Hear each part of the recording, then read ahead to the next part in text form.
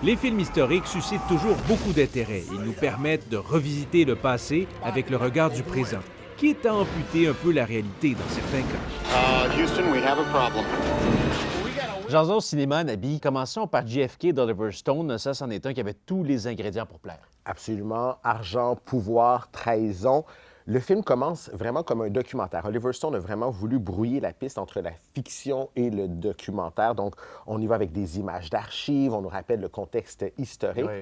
Mais dès le début, si on lit attentivement le générique, c'est écrit que le film est basé sur deux romans, à vrai dire, dont celui de Jim Garrison, qui est le procureur américain, interprété dans le film par Kevin Costner, qui était déterminé à prouver que JFK n'avait pas été tué par Lee Harvey Oswald seul, mais bien par un complot ourdi, entre autres, par la CIA. Dès l'apparition du film, Oliver Stone a été accusé de renforcer ce sentiment complotiste. Malgré tout, le film a remporté un vif succès, a remporté des Oscars aussi, et a soulevé des questions dans l'opinion publique, tant et si bien que le film a contribué à faire déclassifier certains documents. Welcome, Mr. Stone.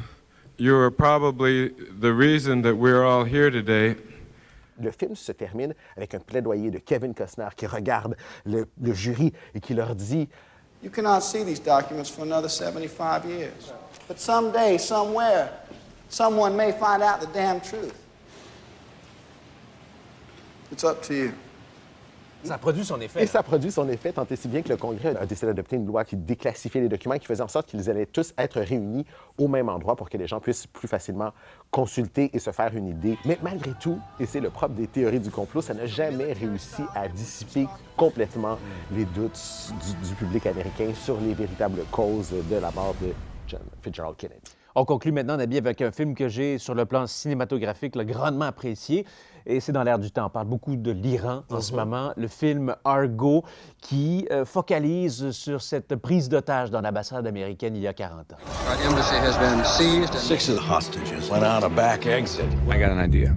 La CIA réussit à les faire quitter le pays en organisant un faux film et en faisant semblant que ces diplomates-là sont en fait des membres d'une équipe de tournage. You don't have a better bad idea than this? This is the best bad idea we have, sir. By far. Si sur la base des faits, c'est une vraie histoire, cette histoire-là s'est réellement passée, mais là encore, on prend beaucoup de liberté au niveau de la réalité historique. Parce qu'on avait complètement minimisé le rôle de l'ambassadeur canadien et du Canada dans cette évasion. Et pourtant, même le président américain Jimmy Carter a dit « Oui, le film est bon, mais je crois qu'on a quand même sous-estimé, puisque c'était peut-être 90 l'apport canadien qui avait permis de libérer ces diplomates. » Et pas tant que ça de travail, et 10 de travail de la CIA et des Américains. D'ailleurs, à l'époque, nos collègues de Tout le monde en parlait avaient réalisé une émission d'1 heure où on peut revoir justement la vérité versus la fiction, qui est toujours d'ailleurs disponible sur le site Internet de Radio-Canada. Je pense que la morale de tout ça, ça peut être de prendre le tout avec un petit grain de sel. C'est des films de fiction, et ce grain de sel-là, on peut le mettre dans notre popcorn et profiter d'un bon divertissement. Avec du beurre aussi. Avec du beurre aussi, absolument. Et ne pas hésiter de faire nos propres recherches aussi sur l'histoire telle qu'elle s'est déroulée. Absolument, c'est le meilleur moyen d'avoir la vérité.